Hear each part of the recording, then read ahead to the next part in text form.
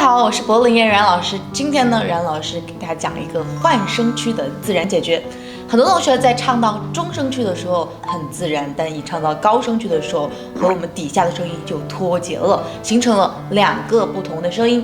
低声区是很厚实，到高声区它就不行了，有的上不去或者虚调。那么中间出现的一个卡壳的点是什么呢？就是我们的换声点。那么怎么去解决这个声音断层的问题呢？就是我们在平时练声的时候，到了中声区的部分，就用上我们的头声共鸣，是那种头声区带有胸腔的共鸣。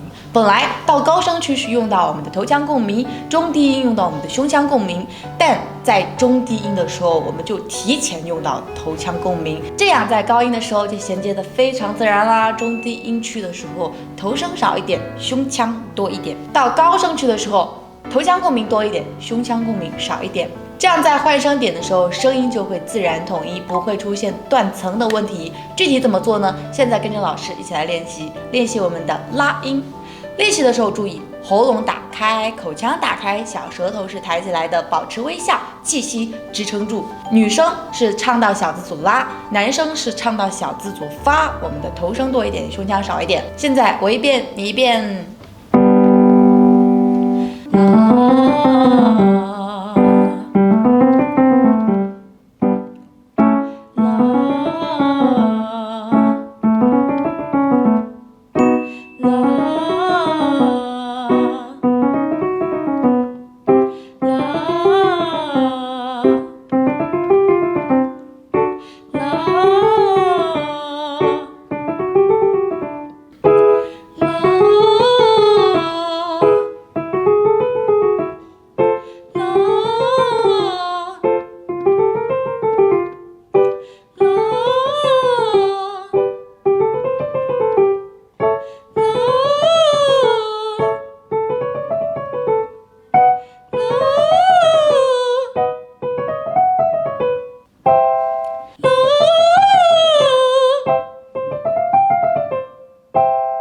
你学会吗？如果还有什么不懂的地方，记得评论区留言，老师挨个为大家解答。不要忘记点赞、收藏、加关注哦，拜拜！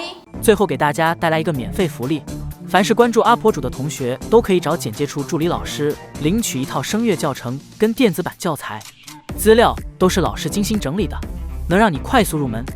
如果你觉得自己唱歌不好听，又不知道问题在哪里，请你带上自己唱歌的作品，老师给你免费做专业的测评指导，根据你的情况安排练习计划。有需要的同学自己去加，大家记得一键3连，希望你们以后唱歌都超级好听。